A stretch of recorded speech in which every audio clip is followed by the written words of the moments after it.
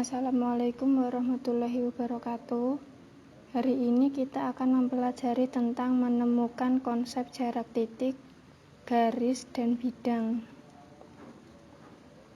3 hal yang akan kita pelajari yaitu 1. Kedudukan titik, 2. Jarak antara titik dan titik, 3. Jarak titik ke garis. 1. Kedudukan titik. Di layar ada 2 gambar, yaitu gambar 9.1a burung, 9.1b titik pada garis. Perhatikan gambar 9.1a dan gambar 9.1b. Kita bisa lihat, misalkan kabel listrik adalah suatu garis dan burung adalah titik, maka dapat dikatakan bahwa tempat hinggap burung pada kabel ini merupakan sebuah titik yang terletak pada suatu garis dan dapat dilihat pada gambar 91b. Contohnya seperti ini. Gambar berikut akan menambah pemahaman kamu terhadap kedudukan titik dengan garis. Gambar 9.2a jembatan penyeberangan, dan ini untuk seperti gambar di samping. Jika dimisalkan jembatan penyeberangan merupakan suatu garis dan lokomotif kereta adalah suatu titik, ini jembatan itu sebagai garis dan lokomotif kereta itu sebagai titik, kita dapat melihat bahwa lokomotif tidak terletak atau melalui jembatan penyeberangan. Artinya jika dihubungkan dengan garis dan titik, maka dapat dikatakan bahwa contoh di atas merupakan suatu titik yang tidak terletak pada garis.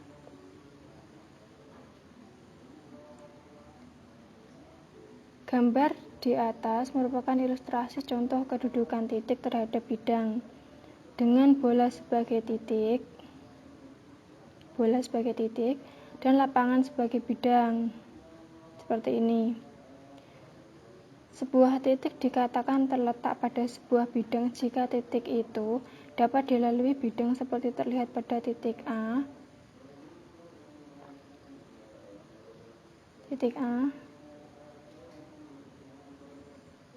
Pada gambar, dan sebuah titik dikatakan terletak di luar bidang jika titik itu tidak dapat dilalui bidang.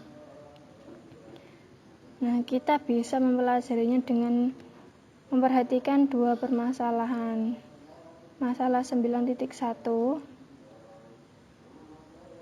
ini sebuah kardus berbentuk kubus A, B, C, D, E, F, G, H.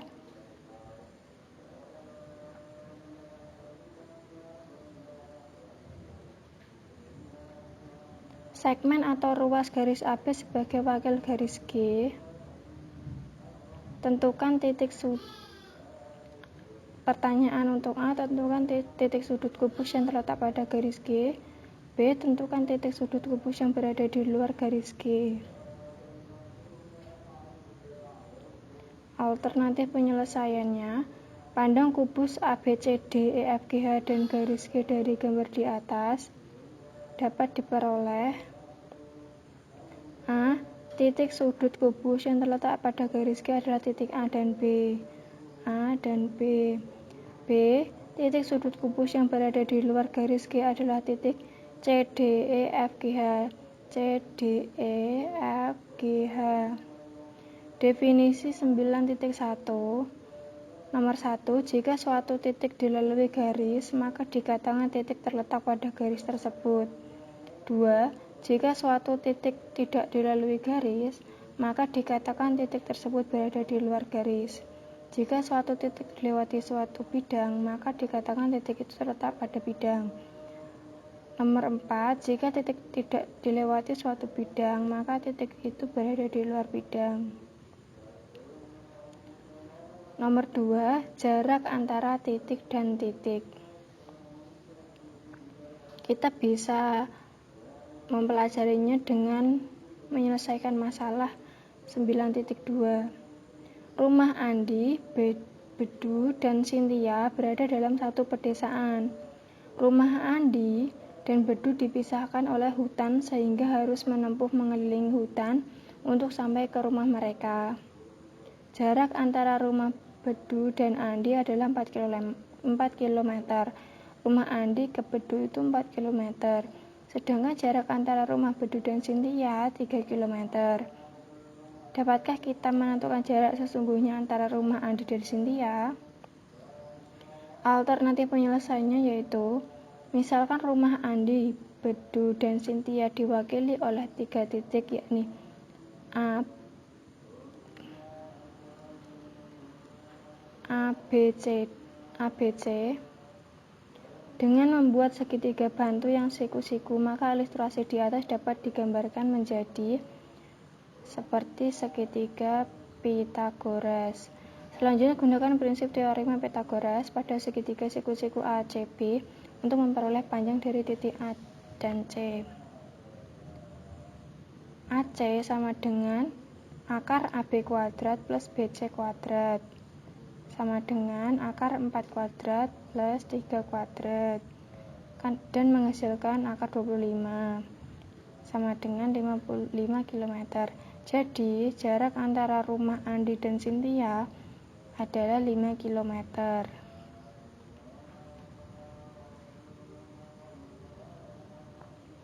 Nomor 3, jarak titik ke garis. Terdapat 2 kemungkinan titik pada garis, yaitu titik terletak pada garis atau titik berada di luar garis. Titik dikatakan terletak pada garis jika titik tersebut dilalui oleh garis. Dalam hal ini, jarak titik ke garis adalah 0. Dari gambar 9.10, kita dapat melihat bahwa titik A dan B terletak pada garis G. Titik A dan titik B dikatakan sebagai titik yang segaris atau kolinear. Ini contoh seperti ilustrasinya seperti ini. Kita bisa menerapkannya dengan contoh 9.3. Diketahui kubus ABCD EFGH. Tentukan proyeksi titik A pada garis A, CD, B, BD. Alternatif penyelesaiannya, proyeksi titik A pada garis CD. Jika dari titik A ditarik garis yang tegak lurus terhadap segmen garis CD, maka diperoleh titik D sebagai hasil proyeksi AD tegak lurus dengan CD. AD tegak lurus dengan CD. B. Proyeksi titik A pada garis BD.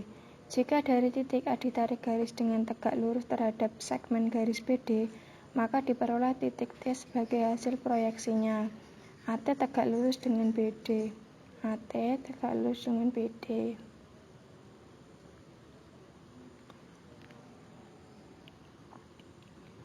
Nah, itu materi yang kita pelajari hari ini. Untuk lebih memahaminya, bisa mengerjakan satu soal ini supaya kalian bisa lebih memahami materi ini. Nanti bisa bekerja sama dengan teman-temannya. Terima kasih dan semoga ilmu yang didapat hari ini bermanfaat. Wassalamualaikum warahmatullahi wabarakatuh.